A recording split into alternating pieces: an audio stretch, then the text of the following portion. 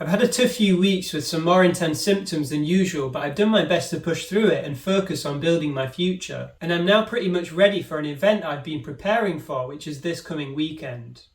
Welcome back to the channel. I'm Dan, and for the last 31 weeks I've been chelating using the Andy Cutler Chelation protocol to resolve my mercury issues and sharing my progress in videos. If you want to see how I got where I am, check out this video.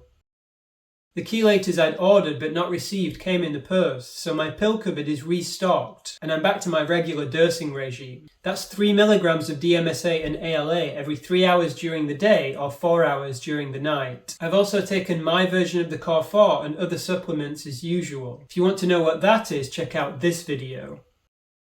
I've had a tough time over the last few weeks and I felt pretty low on energy. That made it harder to find the motivation to work on the things that I really needed to work on. So I put some of that off, and that had an additive effect on me feeling low. 2 or 3 times over the past few weeks, I'd had heightened symptoms and bouts of what may be more intense dumping. When this happens to me, it's like all of the toughest symptoms go in overdrive. I get much more tinnitus in my ears, feel tremors throughout my body. The growing feeling in my mouth gets really intense and I feel like I really need to sleep. Around when this happens, my psychological symptoms get worse too. I prefer to avoid people and feel pretty low. Sometimes when this happens, I produce more crystals in my urine, particularly just after the hardest part when I feel I really need to sleep. The crystals might be related to oxalate, which I'll talk about later. I started the process of booking an appointment with my doctor to see if we can discuss that and run some tests for my vitamin and mineral levels. I'll let you know how that goes. As always, I like to frame the bad as necessary symptoms of me reaching my health goals. I've got a lot of healing to do and I'm dedicated to the journey for the long haul. How do you deal with the tougher moments of your journey? Let me know in the comments.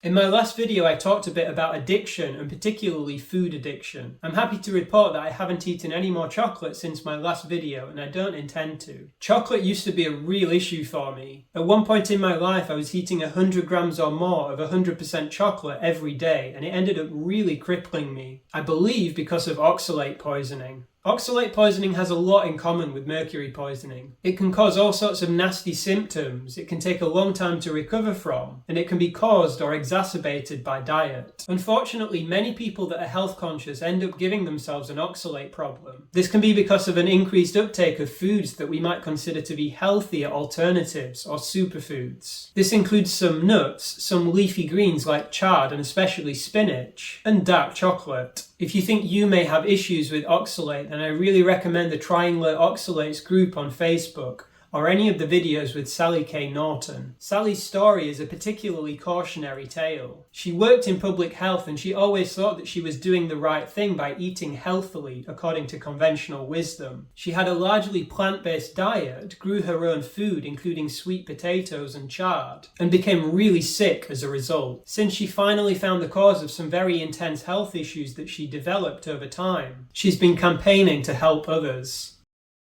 Next weekend I'll be at UK Games Expo 2024 where I'll be promoting and selling my products to support Dungeons & Dragons players. I've been working to build a business doing something I love for about 2.5 years now, and I put a lot of effort into my products and the event. Like a lot of effort. As I have a full-time job, I've often been working 80 or so hour weeks for the last 2.5 years. I hope the event goes well, and it's worth commenting on how helpful I find it to have something else to focus on during my health journey. I don't have control over how I feel, and that can often start to feel overwhelming, particularly when I'm feeling quite bad as I have over the last few weeks. I find it helpful to focus on something I can do to bring something good into the world that can help others. My D&D products are print at home and I designed them to hopefully inspire others to create more and to help them realize that they have the power to create awesome things themselves. What do you focus on to help you make sense of your health journey? Work? Family? Friends? I'd love to hear in the comments. As always, if you think you're mercury poisoned, I hope this video helps you convince yourself that you're not crazy, you're not alone, and you can heal. Until next time, all the best on your healing journey.